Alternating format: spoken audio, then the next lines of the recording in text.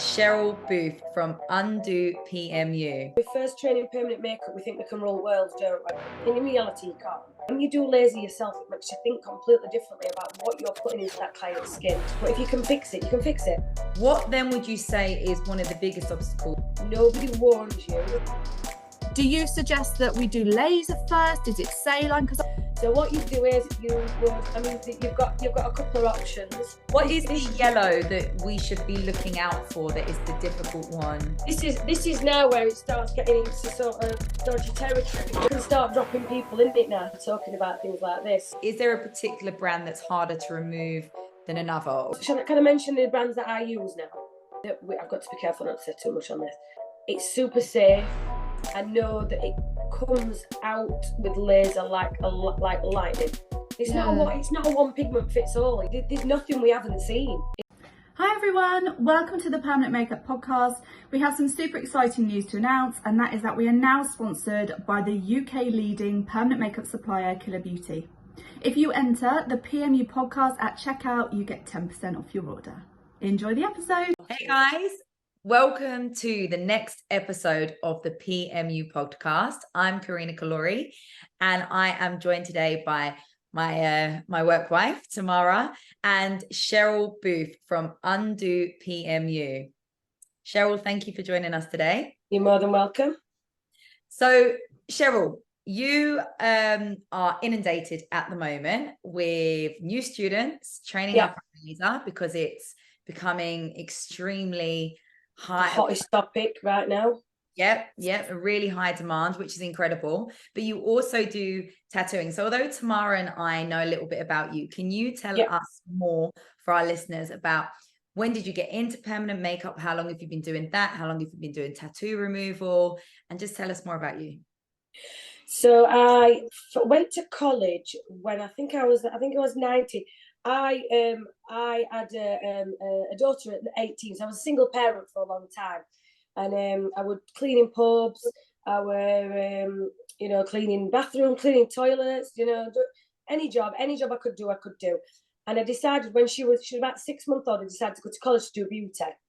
So when I went to college, as well as keeping the other jobs going and stuff like that, and a lady came in to do a talk about permanent makeup. Now this is 25 years ago.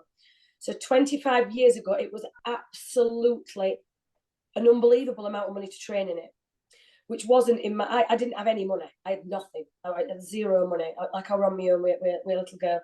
So I kind of went to college, did all my beauty and everything, decided beauty wasn't all it was cracked up to be because the money wasn't always that good.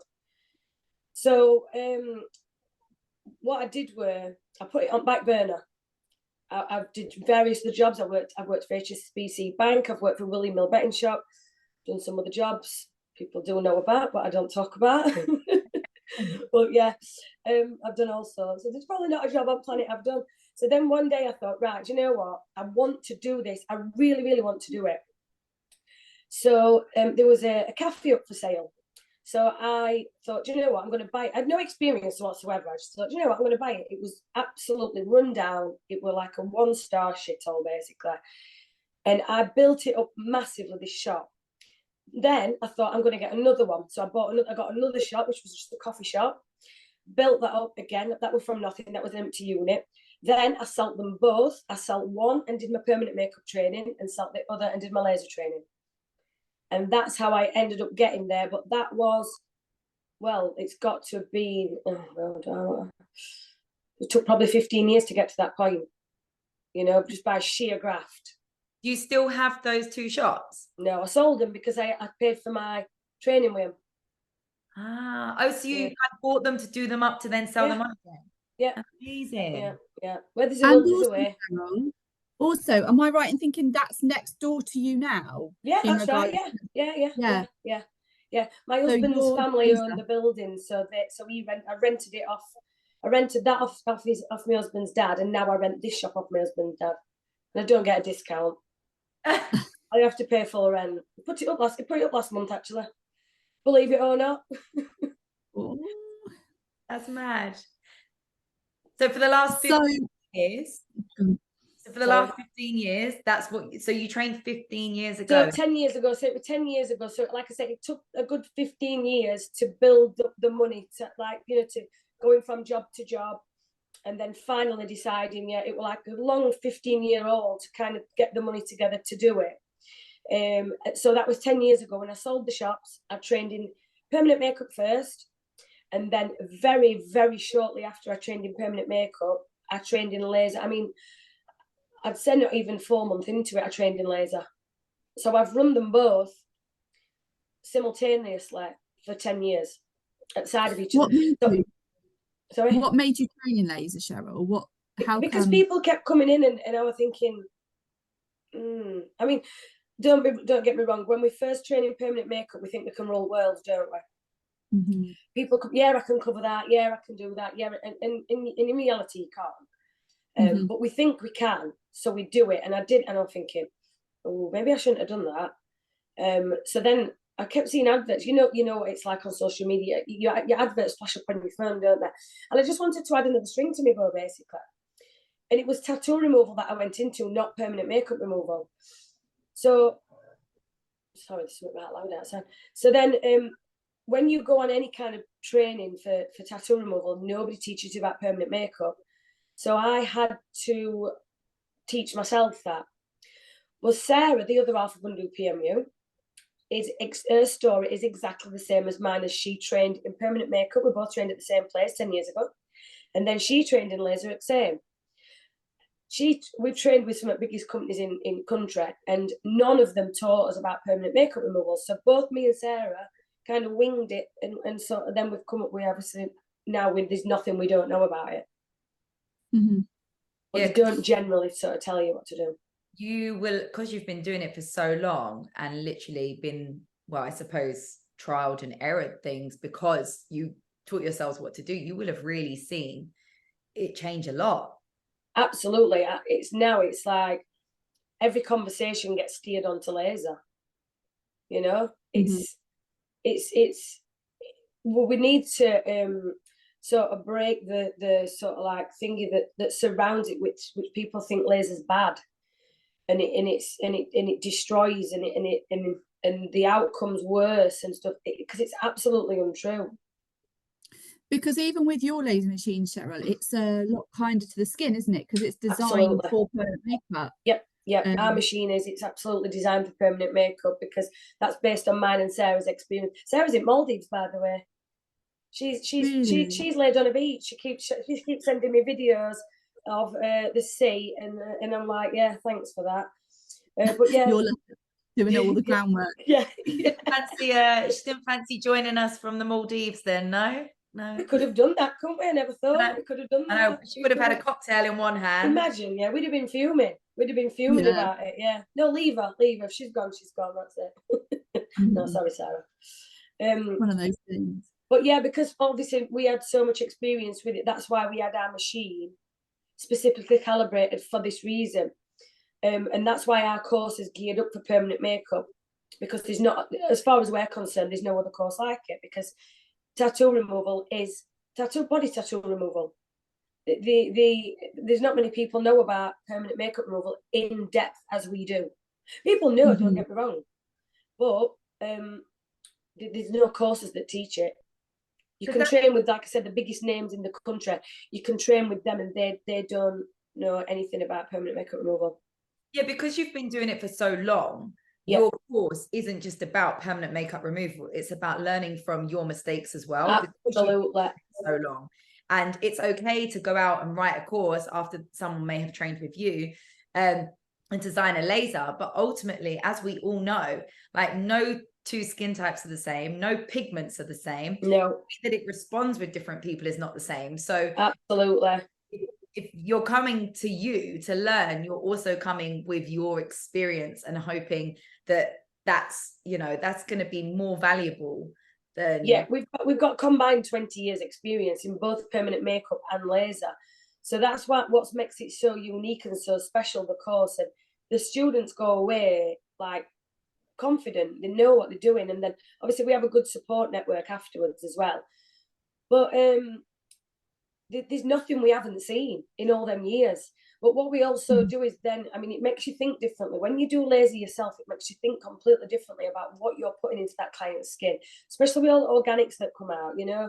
I mean, I've removed my own clients' brows. I've had to, some of them, because I've thought, seen them in shop or at gym, and I've thought, I need to take them off.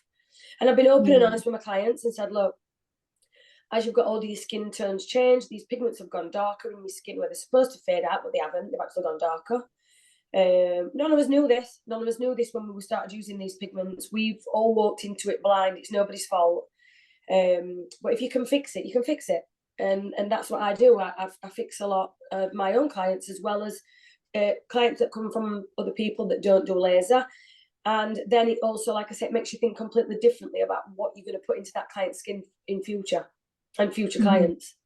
Yeah, ever since Tamara trained with you. Yeah. To Tamara, that's it. I need to book in. I need to train with Cheryl. I think it's the feeling of knowing that regardless of what happens, I can fix it. Not that I want to do my own work, but like you say, the pigment changes in people's skin over time. Pigment can get darker. People can change their minds. People can be happy. But at the moment, I'm sending all of my clients to whoever they're nearest to that I know. Just today, I've had 2 people contact me and I'm like, okay, they need to be removed first before I do anything. And because I'm not trained in it, I'm like, okay. Yep, you just lost some money and sent it to somebody else. Yeah. And one of the other things, Cheryl, when I trained with you, I think I mentioned this to Karina, was I was really conscious of the fact that, like, you know, there were clients that had quite a lot of ink in their skin, and I was thinking, oh, I would like to remove those now. And knowing that I have that option in regards to like my anxiety, I'm like, it's fine. Worst case scenario, we'll just take it out. Exactly. So it's nice to have that there, to just know that actually that is an option. It is. I think as artists, we sort of take on the responsibility of, you know, it's always our fault and it's this and it's that. But I've got some clients that I've used organic inks on and they look great. Exactly. We don't know. There's lifestyles. There's lifestyle shit. Everybody's got like you know, every skin tone's different. Every implantation is different. Everybody's got different hand pressure. Everyone uses different needles. Everyone saturates more, saturates less. We actually don't know what. And like when these organics come out, we all thought as dreams had come true, because when we were using the inorganics and they were coming back for 6-week retouches, I were very, very light-handed. So I were having to do more work on my retouch. So then when these organics come out, it were a blessing. We were like, oh my God, this is brilliant. But what we didn't realise is we're actually doing ourselves out of yearly retouches as well, because they weren't needing them. But your client still wanted it. So a lot of people, instead of saying no, are still putting it into the brow and seriously oversaturating it, or they're putting that orange in, which is not going to make a damn bit of difference. That orange will last good for a picture. 3 or 4 weeks later, that's fell back out and it's gone back grey, because there's seriously no room in that skin for anything else to go into. There's zero room. So you're basically ripping your clients off. You're taking money off your clients for nothing. I mean, I'm definitely guilty of putting orange into. Yeah, we all are. We've all done it. Eyebrows. I've even got orange in mine, but again, 8 months later, they need redoing. And I said to, at the moment, I'm trying for a second baby. Don't want to go through the process of getting moved and then not only be pregnant and fat and feel miserable, but also eyebrows. So I'm just like, they're just going to stay on my face and I'll just tint them for something. But nice. But it's great. It's just good lighting. Yeah, no, I know what you mean, because but then it's a fine line as well between putting corrector in for people and not putting corrector in. So you say that you would never put any kind of corrector in people's eyebrows. Would you always remove and start again? No, depending. Say if somebody come and they were really, really faded, I would add some corrector into the pigment itself. Like we do. I mean, we always modify, don't we? I mean, if you remember, sort of like a lot of these pigments come out as pre-modified. We all know they all go grey, even though they're pre-modified. So I always add a little bit of extra warmth. But when it comes to the point where I think, well, no matter what I do, there's not going to be any room in that skin for anything else to go in, then I'll just say, look, can we remove them and start again? And I don't charge my own clients for that. And 9 times out of 10, it's one session of laser. It takes that grey out instantly. 8 to 12 weeks later, the longer the better, but your client's very impatient. 8 to 12 weeks later, you can put the new ones back on. And even if you're just left with orange from the one session, no problem. You've got a nice warm base to work from. So I always think, you know, just one session, get that grey out, winner, winner. So sorry, go on, T. Go on. What I was going to say, Cheryl, was I feel like you've probably summarised it there, but looking at your career and kind of what you've achieved in and out of the permanent makeup world and laser world, what would you say one of your biggest accomplishments is? So I've got to say my kids, haven't I? I've got to say that. But that's a boring answer. So yeah, I'm going to say my kids, but then I'll give you another answer because that's quite boring. Nobody wants to hear that, do they? What I think my greatest achievement is actually building my own little empire that I've got. And, you know, I've got 4 businesses. Because I've also got a consent form business, Makes Consent, which is an online booking system and all this, that, and other. So I've got that, and I've got my academy, my permanent makeup training academy, because obviously I train in permanent makeup. I've got my own sort of client business, and then I've got Undo PMU, which will be Sarah. And I think that my greatest achievements is that I've fought tooth and nail. How many children have you got as well? 4. How do you manage? And 2 grandkids, 2 grandchildren, aged 4 and 1. Yeah. I mean, I don't look old enough to have 4 kids or grandkids, so I think you're lying somewhere on this.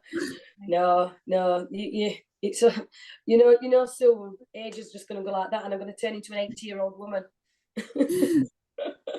Sorry, Cheryl. Yeah, I suppose the biggest achievement is the fact that even though I've had a lot of obstacles thrown at me, like I said, I was a single parent for 8 years when I was 18, and I had 0 money. I mean, I don't come from money at all. Completely, you know, come from a council estate and whatever, and blah blah blah. And my mum and dad both work. Don't get me wrong, but they couldn't have ever sort of.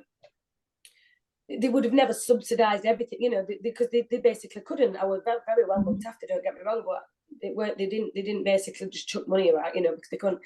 So I think my greatest achievement is the fact that despite obviously all the obstacles I've had, I have actually still managed to like, cause I build myself my own little empire. You know, I've got a lovely house, I've got a nice car, I've got, you know, things. I mean, materialistic, that doesn't really matter, but the fact is now I can give my children such an amazing life, and that's one of the. I think that's probably one of the biggest achievements. Yeah.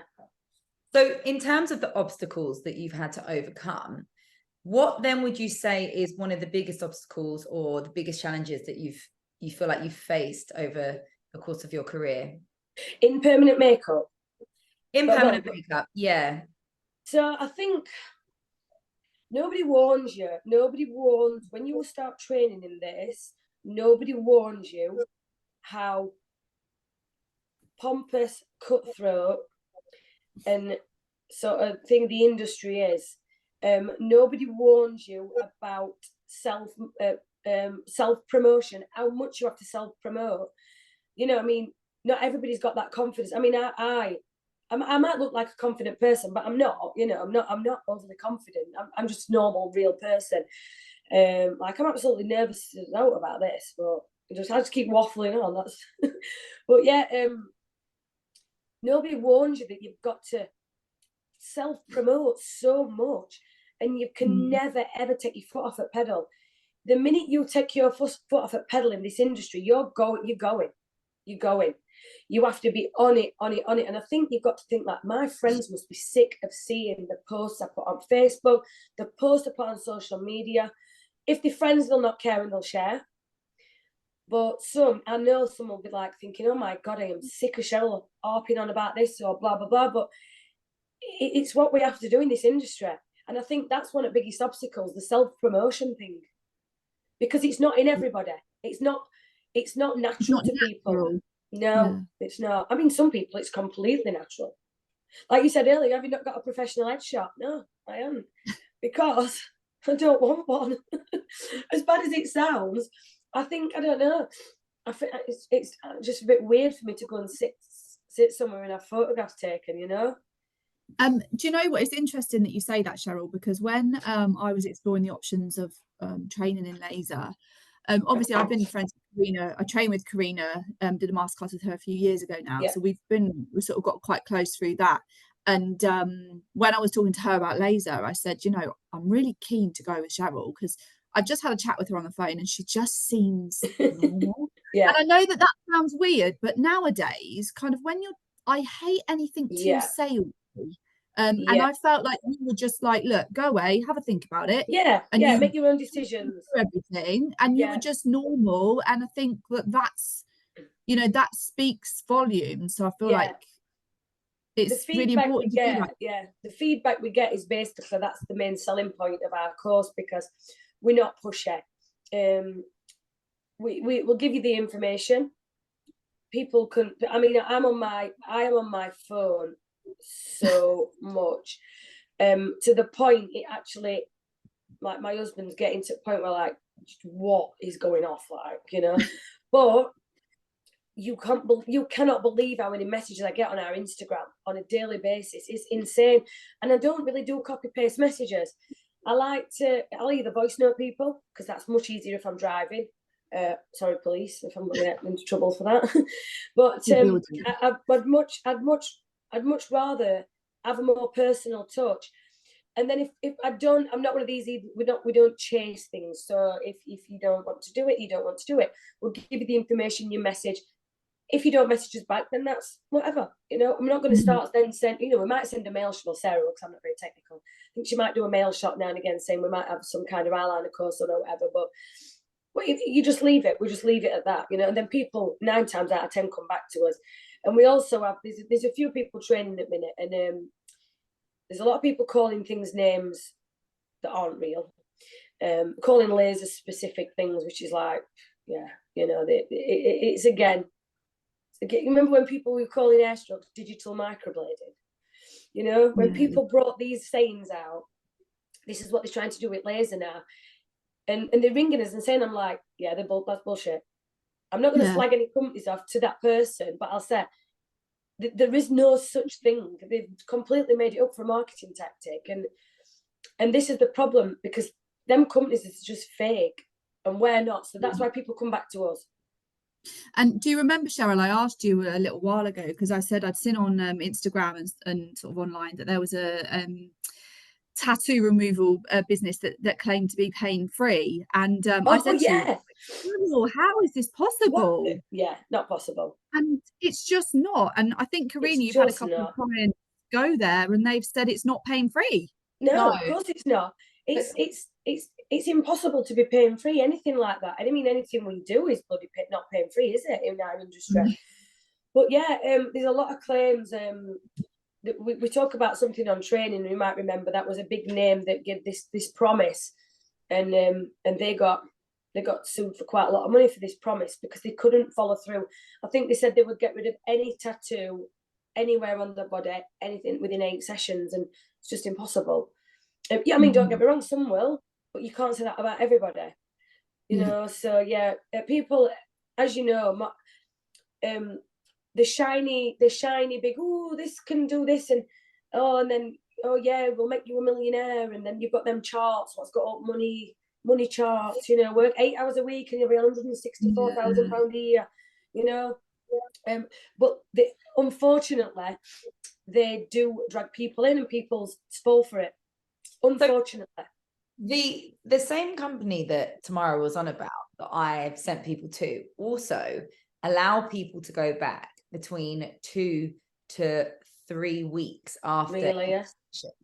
But what I don't understand is how that's possible, because I was always under the understanding that the skin's integrity takes a good 28 days for a skin cell turnover, you know, hence the reason we don't touch it again with tattooing. So how would that be possible with a laser?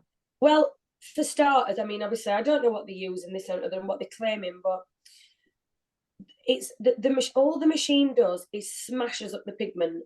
So the machine's like a big hammer, and it smashes it into a billion pieces, and then it goes through your lymphatic system, through your kidneys, and then we'll excrete it. You'll never see it. It's microscopic, but you know, we basically weed it out. you know, in long run.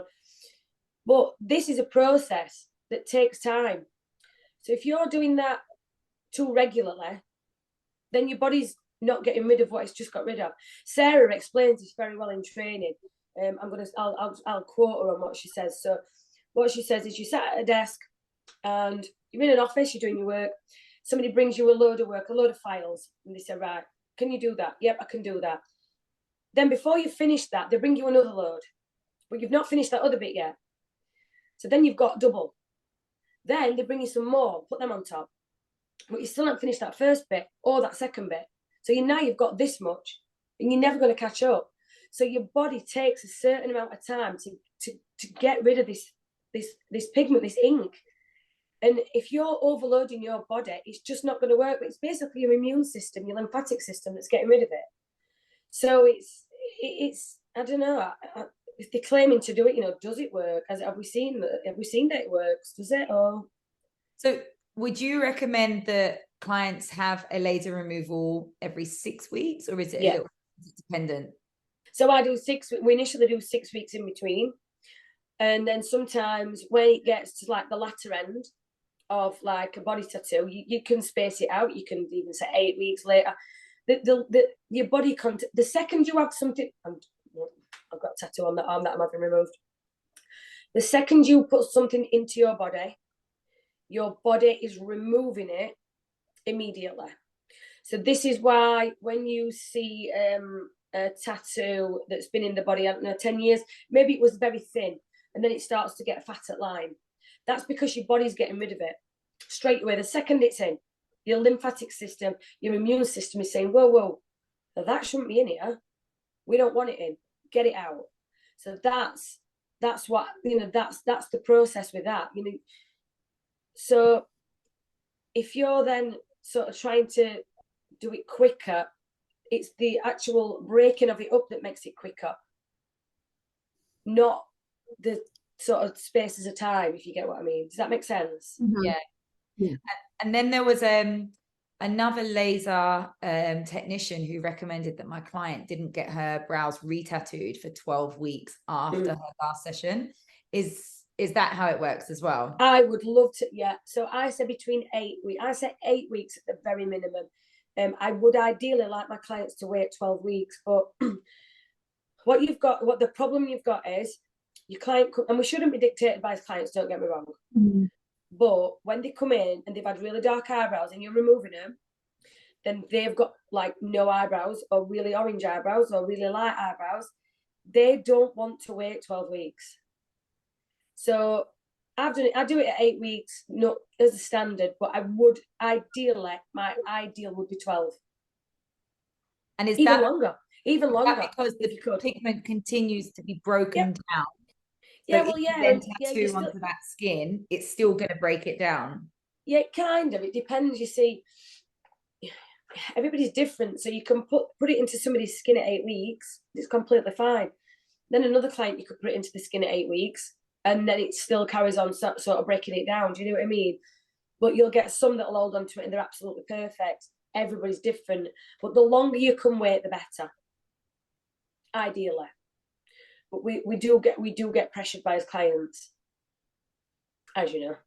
Yeah, definitely. You know, when the brows are going through the healing process and they go lighter, and people are like, can I come back? Can I come back? No. No. You could come back on your appointment when it was booked, because it was booked for that time for a reason. Yep. It's a process. That's what I said. Trust the process. Trust the process. If I had £1 for every time I said that, I'd be a multi-millionaire. Oh yeah, you and me both. Yeah, definitely. Okay, Cheryl, so you've kind of touched on there what laser is and how it works. So, you know, for obviously me and Karina are aware of it, but for the listeners, they're now aware of sort of how that works. It shoots that down into the skin and breaks it all up, and we get rid of it. So there's always that. Obviously, it depends on the client. You know, you've got someone that's, say, got grey brows, you've got someone that's got sort of orange brows.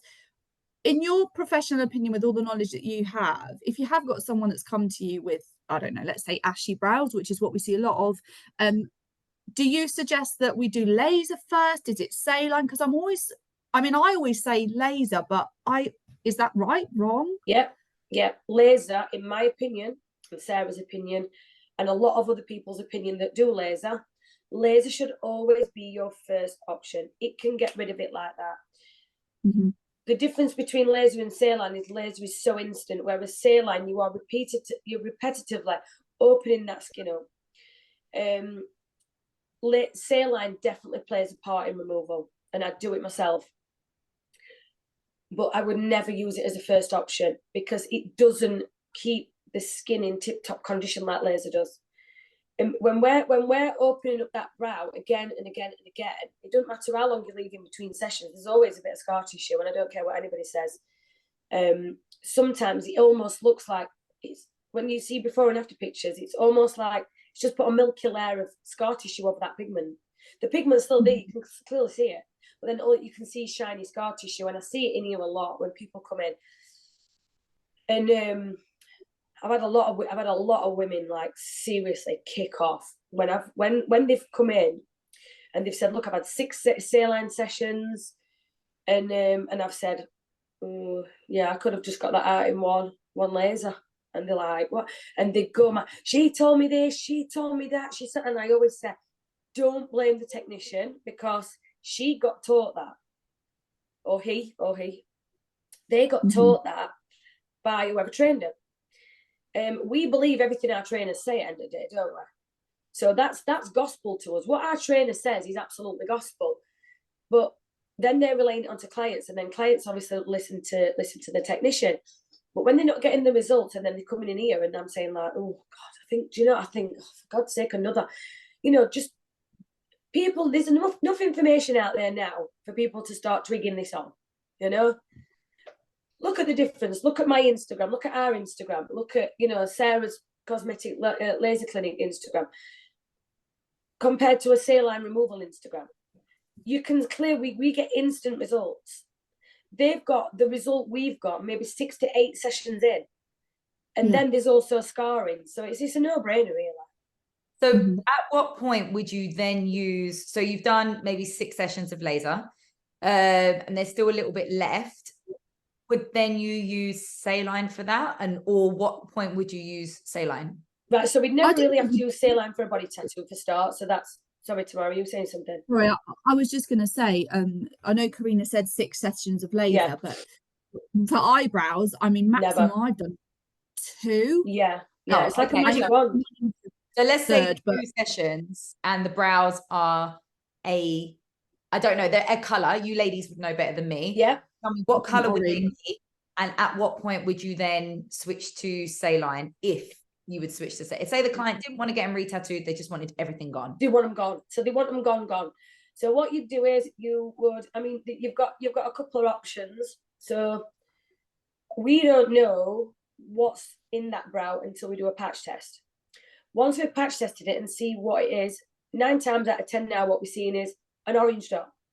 So there's an orange dot, which means they've probably used an organic pigment, which has the very strong sort of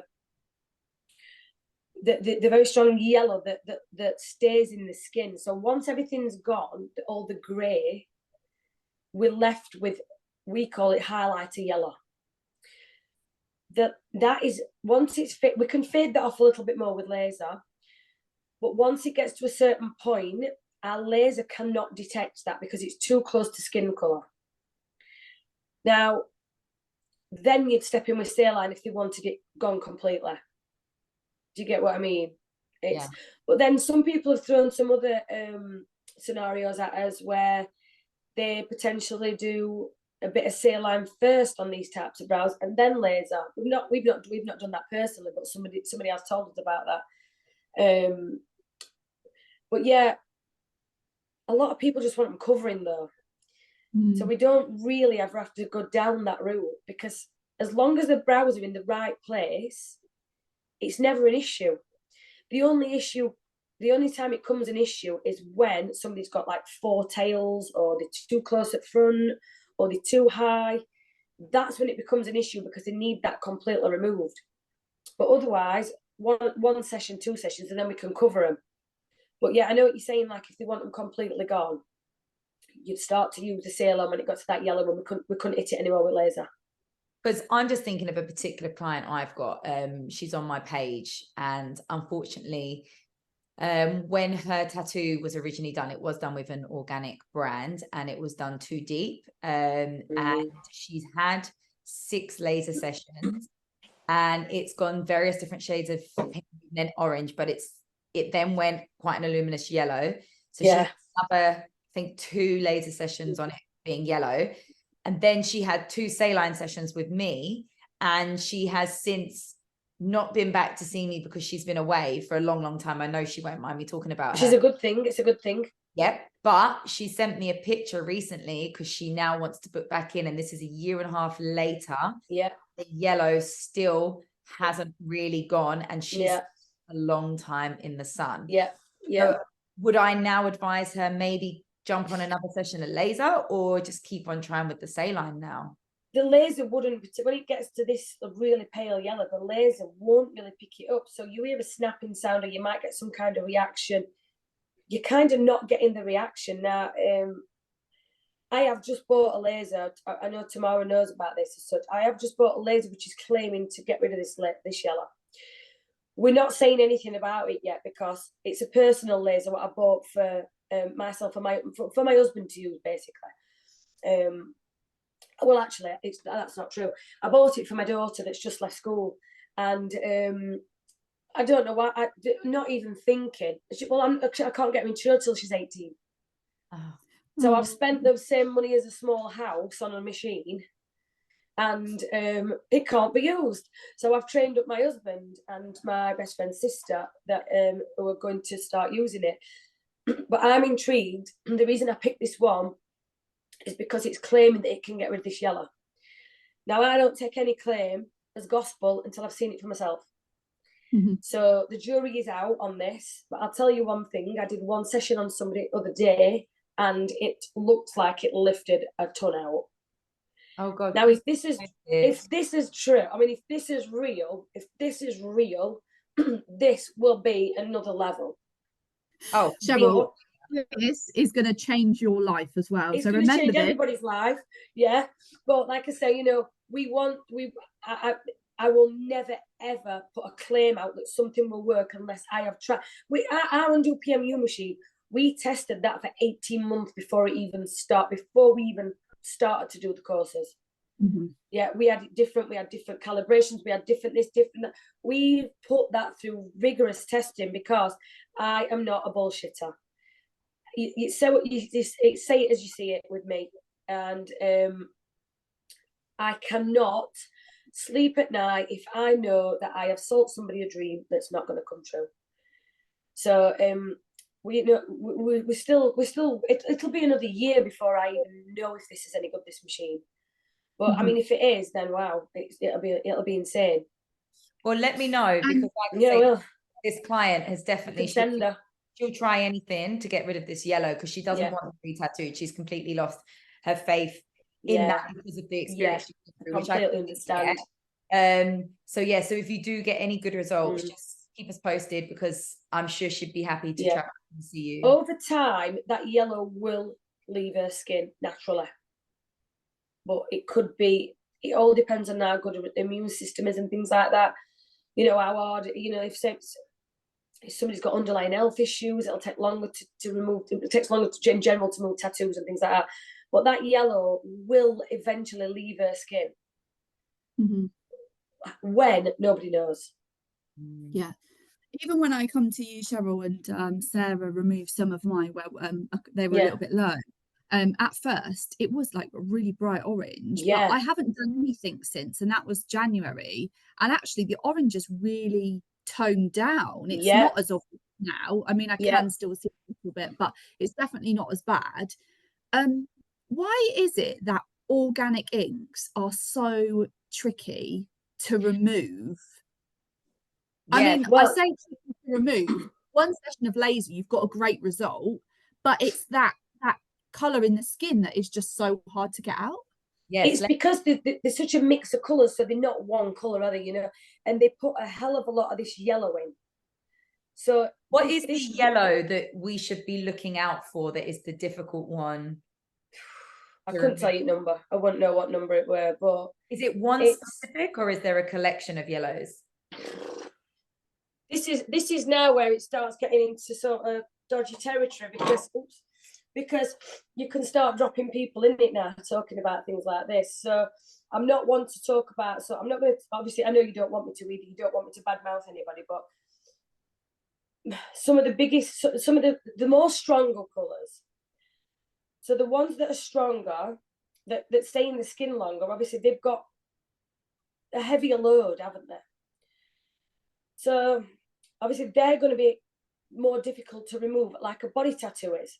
So a body tattoo is completely different to permanent makeup, because it's a very heavy loaded ink, whereas we have obviously we call them pigments, because they're supposed to be lighter, and they're supposed to be this. They're basically supposed to fade, but they don't. Mm. So people put things into people's skin under the impression that when they come back after a year or 18 months, this has faded off, and then we do a refresh. But they know that all the organic ones now, they're not doing that, just because they're so strong. Mm-hmm. And it only becomes an issue when we're putting it in too many times. Now, if somebody say you did somebody's brows and then they left them 3 years and came back for a refresh, it wouldn't be an issue. But it's because we're used to getting that money every 12 months for the refreshes, and people still doing them. Then you're getting build up on build up on build up. So it's just concentrated on concentrated. This is what me and Sarah call onion brows. Every time you're taking when you're doing laser, you're taking another layer off, and it's revealing different colours, because these clients don't know what pigments have been used in their eyebrows. And you know, a lot of them, when you're taking them off, obviously they've had orange put in as well with the mods. So people have been putting pure orange in, and then obviously we can fade that off, and then it's leaving the yellow. But they've thrown us a real curveball. None of us expected it. None of us knew that this was going to happen when we started using these stronger pigments. And now, obviously, people are turning back towards the more tamer inorganics and hybrids, and myself included. On that note, though, with the inorganics, I think one of the reasons why I switched to organic was because I was getting just as annoyed with the salmon and the orange fade out. Yeah. How did they respond under laser? So they're good. So that's different. That's a completely different story. So the typical salmon brow, I've got to be careful not to say too much on this. The typical salmon brow was from pigments from quite a while ago, which were inorganic pigments, and they went purple as well, if you remember. Yeah. You either had purple or salmon. Now they're an easy fix. They're so easy. They come out like lightning with a laser, or the orange, the salmon will sort of flip. Now but again, there's some salmon that the laser won't remove, no matter what, because it's too close to skin color again. But in general, the inorganics are so much easier to remove, so much easier. And sometimes we can just flip the orange, the salmon, just to go to a darker colour. And your client's happy enough with that. But yeah, and then the purple obviously just comes out, just removes. But we don't see that anymore. I have not seen a purple brow for absolutely years. I never have, actually. Never seen a purple brow. No, I've seen a lot of purple brows. I've sent a lot of brows purple myself, I'll be honest. But yeah, not for years. I haven't seen one. Strange. Do you know what? It's interesting, because me and Karina were talking last night, and we were saying about how we were talking to another guest on the podcast, and we were talking about how there's just not quite that perfect pigment out there yet, because from my point of view and my clients, I prefer to now use inorganics, because I think these are great. I've tested all my pigments now since training with you. I've tested them all under the laser, and I know how they're going to move, so I feel confident. But then in 12, 18 months time, the clients come back and they're like, oh, they faded, I want them done again. And I'm like, this is great, because they look great, the colour's okay. You've got a nice base. But then with the organics, it lasts a lot longer, and my clients are still really happy. And I know they would rather have a longer lasting brow, but in my head, I'm thinking, oh, this ink buildup, this isn't really what I want longer term. I'm going to have to use my knowledge to say, actually, let's go for an inorganic and have something that's less permanent. And I think there's that, you kind of can't get it right, can you? You can't get it right. And it's like, we think like, why is it so hard just to get a brown? You know, why? Why is it so hard to get a brown? It's because brown's made up of lots of different colours. You can't just, brown is not a colour. We have to put reds, blues, yellows, or, you know, things like that to get the brown. So this is what's, they're the kickbacks, like the fugitive colours as such. What we used to say that years ago. I mean, the fugitive colours used to be the complete norm, the purples and the salmons. But now it's not. Now it's a grey. But people don't care about it, really. I mean, my brows are quite grey. I've not had my brows done for, it's got to be 4 or 5 years. Sarah does mine. And I made her put a really dark colour in mine last time against it. And she was like, oh, are you sure? I'm like, yeah. Inorganic, Cheryl. Inorganic. Organic, yeah. And they've gone really grey, but to be honest with you, all my clients will say, I want the same colour as yours. And I go, well, mine are grey. Yeah. And they go, they know, I go, yeah, they're totally good. And I show them, I move my hair and they'll go, oh, well, I like that colour. I'm like, you can't win. Do you know what? I've never to this day had a client come back to say, I want them removed, they've gone grey or anything. Yeah. I think they're genuinely happy. I think as artists, we see it more because we're like, oh, that's a little bit ashy. It's us, we've got the eagle eye. Yeah. But what you've got to think is, and I'll say to everybody, you know, every client is your walking advertisement. When brows are starting to go really, really dark in people's skin, your client's not going to notice that, or whether they start to go really ashy, your client's not going to particularly notice that. But her friends are, and her family are, and strangers in the street are. And they're going to say, oh, who's done your eyebrows? And they'll say, oh, Cheryl Booth done them. And they're like, oh, I'm not going to her. You know? Whereas, like, you got to think, and then if somebody got it nice brown, not overly saturated, oh, who's done your eyebrows? Cheryl Booth done. Oh, right, give me your details, I'll book in. So every single client that walks in and out of your clinic is basically your flyer. So you've got to think, if you don't think it looks right with your eyes, get it off. Start again. That's what I think anyway.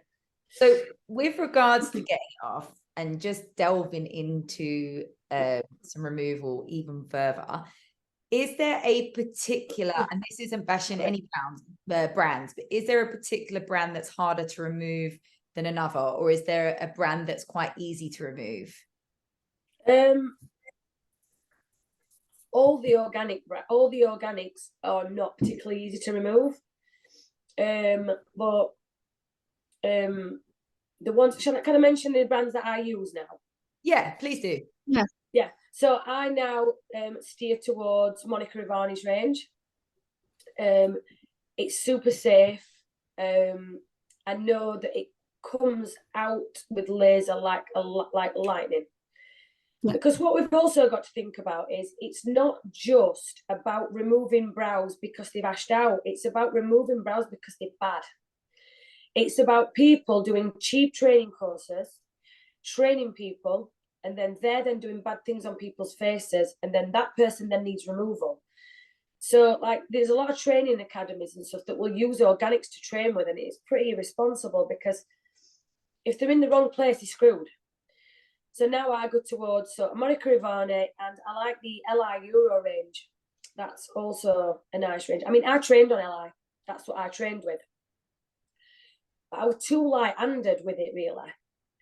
You know, like I said, people come up for the 6-week retreat and I'll be like, oh, I've got to do redraw again.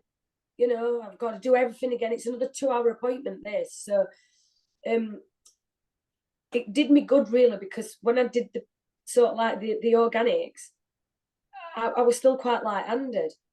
But then everybody wanted the brows more saturated, so you got heavier-handed. If you'd have been heavier-handed with the LIs or whatever, it wouldn't have mattered. But when you got heavier-handed with the organics, that's when your problems are coming back. When they're coming back the 6-week retreat, you think, shit, you don't need that. You know, you're all right for 2 years or bloody 10 years. you know, you don't need it. But yeah, I now don't get me wrong, I use possibly nearly every brand known to man. Because I think every brand has its place. There's some certain skin types that the inorganics just wouldn't work on. They just wouldn't hold. That was, I was just going to say to you, because I have a lot of Fitzpatrick 4 to 6 clients, and even the hybrid ranges on some, they're just not strong enough, are they? They're not strong enough. So I have to resort to the organic pigment. Exactly. But I like to use organic pigments. All I do now is I use them completely differently. I use them a lot less. I don't put as much into the skin. I'll always choose a colour lighter, or I'll mix a lighter colour together. I'll use a bigger needle configuration, so I'm not concentrating it in, because all I used was single at one bit, you know, like there were no other needle. Now I'll use, you know, like 5 round shaders or whatever, or things like that, to give a soft hue with an organic, and it works and it looks lovely. Somebody came for a refresh on yearly refresh, and she came on yesterday before, and her brows after a year with an organic was still a beautiful brown colour. Yeah, do you know what, Cheryl? I sent Karina a picture yesterday of some organics I did 2.5 years ago, and I was like, I'm really happy with these. They're still really warm. It's all about educating herself how to work, how to use everything. It's not a one pigment fits all. You know, we can't put things in a box, because people aren't in boxes. People have got different skin tones. Like like I said, just throw some right curveballs at us. So I think just keep your options open with pigments, but learn to use them differently. Yeah, I also I know you said about monocrovani. I use monocrovani as well, and love it, get really great results. But when my clients come back at 18 months and there's not much left, and I've got to redraw the whole thing, I'm like, oh, this is a shock. Yeah, you know, it's like I wasn't expecting this. So it's hard. Like I said, there's not really that perfect fix just yet, if ever. I don't think there is, and I don't think, I mean, I do know of a couple of people that are doing this as such, trying to find the perfect brow pigment. We'll see. I've got quite high hopes, to be fair, but we'll see what happens with that. But in the meantime, we just have to, like I said, we have to learn how to use each pigment differently. But when you're looking at it from a laser point of view, it makes you think completely different about everything. You'll know tomorrow now. You think differently than what you did before you did a laser course, don't you?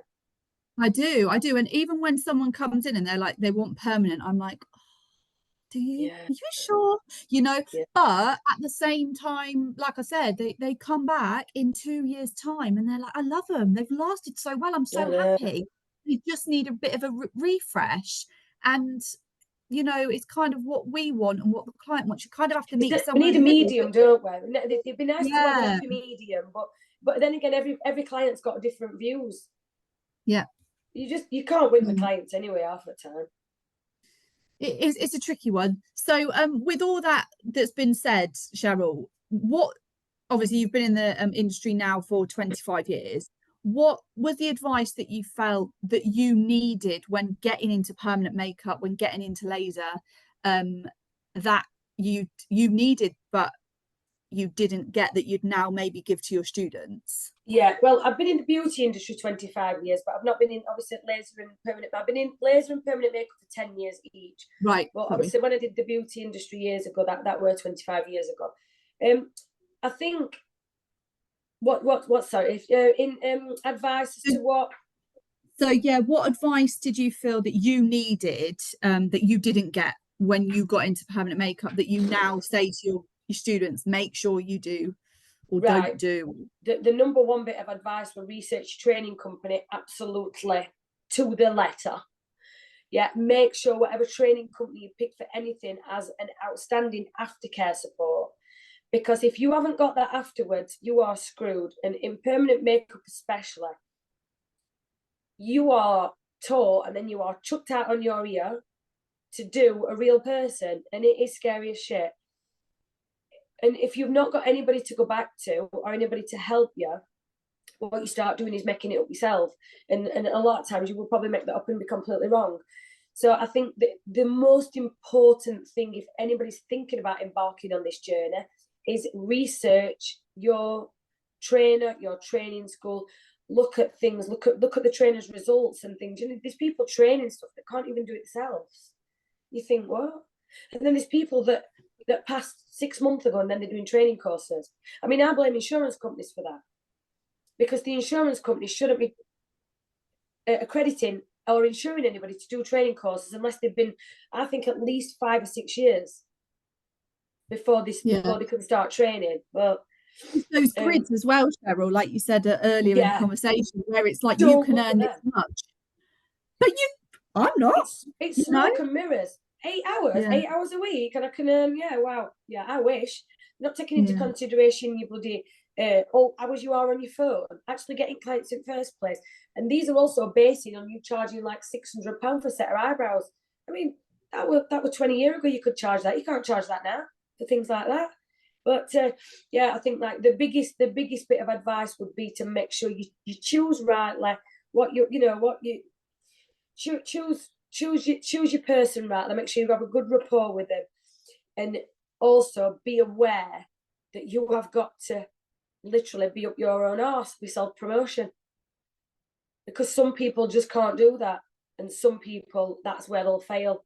And it's sad, because there's some good technicians that don't promote, and fair enough, they'll tick over, but because they're not this type of person to be like that, then a lot of them pack in. I mean, you see on forums, there's so many forums that go, selling all my equipment, that's it, I'm done. I don't get no support from my trainer. I was taught this, I was taught that, and you think, do you know, with a little tiny bit of mentoring, you'd be all right. And another bit of advice is just stick to it and plug away at it and practice and practice and practice as much as you possibly can, because that's it. Practice makes perfect.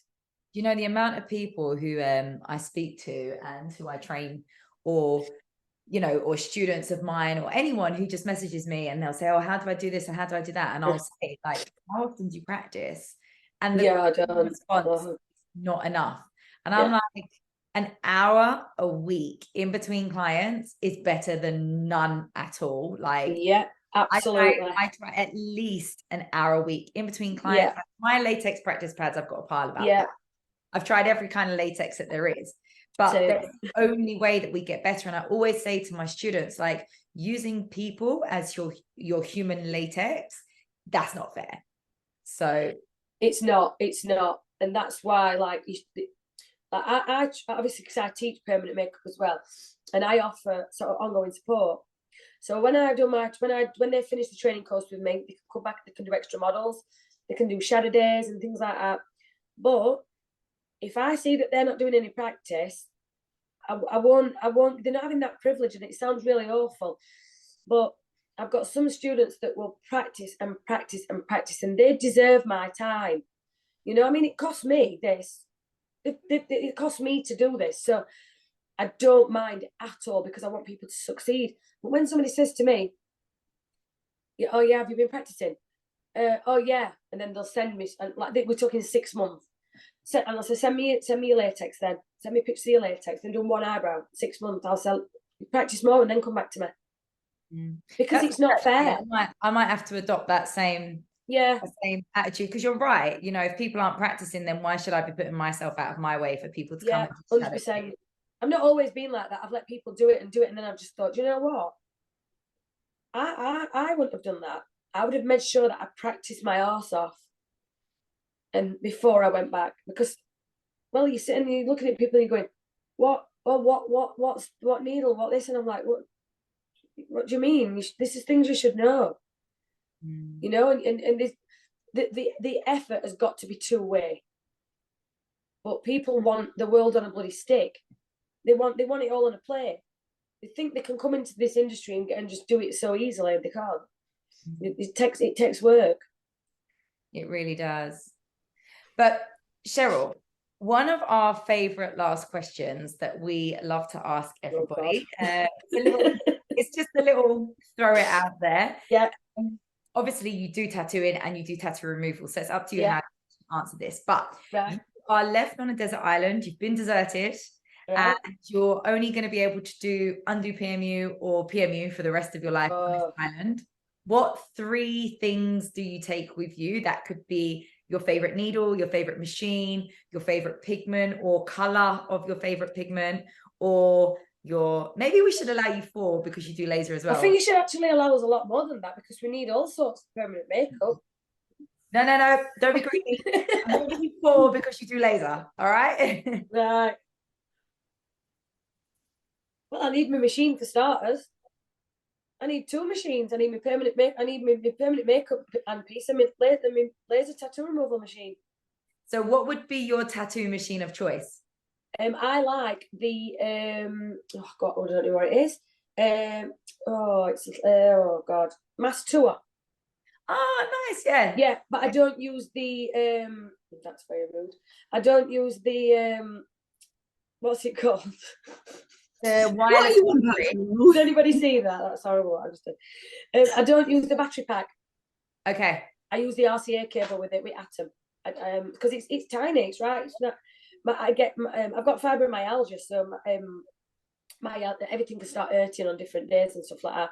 And I find if I've got something really heavy in my hand, it can get thingy. So it's nice and slim. But I do switch. I got my Zion out over there. I thought, oh, let's have a little blast with Zion. Yeah, I've got a million machines. Okay, so ridiculous. We've got the Mass Tour, but just the Mass Tour with Atom. We've got your, is it ND YAG laser machine? That Yes, our ND YAG laser, yeah. So then your favorite needle and your favorite pigment or color. Right, so my favorite needle, I like Master Pro needles. Nice. They are bloody brilliant and they are cheap, which is not why I go for them, because I used to have obviously different ones, but the Master Pro needles are such good value for money. Kind of wanted them, everyone were using them, and when they come in, you think, you kind of like expecting them to be really shit, and you're like, oh my god, this is bloody brilliant, it's so good. So Master Pro, I'd probably have a single 0.25 because I could do anything with that. I could do lips, brows, and liner with that. Mm-hmm. So that'd be that. And pigment, is it a lip pigment or a brow pigment? Oh, well, you're only allowed 1, so you choose. Oh my god. What's your favorite, Cheryl? What's your favorite treatment to do out of those 3? Lips. Okay. Trying to think which one I use most of. I remember seeing your collection. You've got loads of lips. It's ridiculous. I'm a marketer's dream. I'm a sucker for an advert. I'll buy it. Yeah, I'm terrible. The one I use most out of everything is the Eileen Warner's blush from World Famous Ink. Really? Yeah. Literally everybody gets that. Do you do lip neutralization as well? Yeah, I do. Yeah. You'd still use that on lip neutralization? Not that, no. Okay. No, because it's more of it's like a velvet teddy tone. It's almost like a MAC velvet teddy Eileen Warner's blush. Yeah, it's really, really, it's such a nice colour. I give them out on when I do a lip masterclass. I always put a bottle of that in. Yeah, in the goodie bag. It's a gorgeous colour. I have it as well. Tamara, you've got it as well, right? Yeah, I've got it. Yeah, I got it after you told me to get it. Yeah, I think brilliant. When I did Gabriella's training, I got it after that, I think. Who was that, sorry? Gabriella Rock. Oh yeah. I think it's a lot of people's favourite colour. That everybody likes it. It's so versatile. It's a beautiful colour. It is a really nice shade. And I love Sweet Melissa by Permablend. I just love that shade. Yeah, I like Sweet Melissa, but I found it kind of changed a little bit. They started changing stuff and things colours changed, like mauve. Mauve used to be one of my favourite colours. And then it's changed a little bit. Did they have to alter the CI numbers or something? Oh, they did for the new regulations, didn't they? Yeah, and I felt it changed the tone a little bit in bottle. I mean, that might not be the case in skin, but you get a bit, well, you're putting it in the skin, you need to know what it's going to look like, don't you? Actually, can I just backtrack slightly, actually? Yeah. One question that I meant to ask earlier, but I didn't. So dilution solutions are being mentioned a lot at the moment, particularly if people do continue to use organic brands or even with inorganics. Do they have any impact on removal of laser? No. No, I mean, obviously, it's going to dilute the pigment itself, isn't it? So it's going to make it more sheer, really. So it's probably make it easier, to be fair. But I mean, I sometimes dilute. I think I just do it. I don't know. Sometimes I think, oh, it's a bit of dilution there. I'll put that in. I don't really do it for any reason. Or, well, no, I'm lying. If I've got an elderly lady that wants a brow that's maybe a medium brown, but doesn't want it to look over top, I will put dilution in, because it makes it just more of a wash as opposed to a concentrated pigment. But yeah, in regards to laser, there wouldn't be a bearing. Amazing. At least we know that if we were stuck with you, we could get our lips done and then, you know, get some form of removal of some. Can I have sun cream as well? No, that's 5 minutes. Okay, you were allowed 4. Okay. Yeah. I can't remove anybody's brows if it's sunny, because they're going to get their eyebrows burnt if they've got no sun cream on them. Yeah, that's true. Yeah. And also you'd have to have the same shade lips, liner and brows, which would look a bit wild, but who knows? Yeah. Cheryl, thank you so much for joining us. I know it was a bit of back and forth, but I'm glad that we've gone through everything that we've gone through, and I'm sure the listeners will find it really exciting to hear about this. So for those that are watching that don't already know who you are, where can they find you? Where can we hop on to see your training if they wanted to train with you? Where's sort of all of that? We will pop it down below in the comment section as well, just for listeners. So my main business is CLB, which is Cheryl Booth, semi-permanent makeup. I didn't change my name when I got married because of my brand, so I'm still Booth, not so husband. That's like me. I refuse to change my surname. I'm like, that's my totally fine. Do you know what? I can't be asked to, number one, change my bank accounts. I'd never do it, and then I'd end up losing all my money because I'd not done it in time. So it's just not worth it for me. But yeah, so Cheryl Booth. I think my Instagram is Cheryl Booth PMU and training or something like that. So we've got that. Then we've also got Undo PMU, which Undo PMU has a website and an Instagram. Instagram's got a lot more information on it. And it's got lots of student reviews on as well, which is, it's really good to read. We've trained some amazing people. All the students are fab.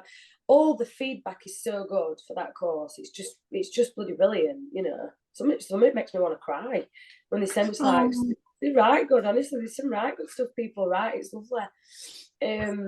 But yeah, I think that the Instagram is the best place to be into it for stuff.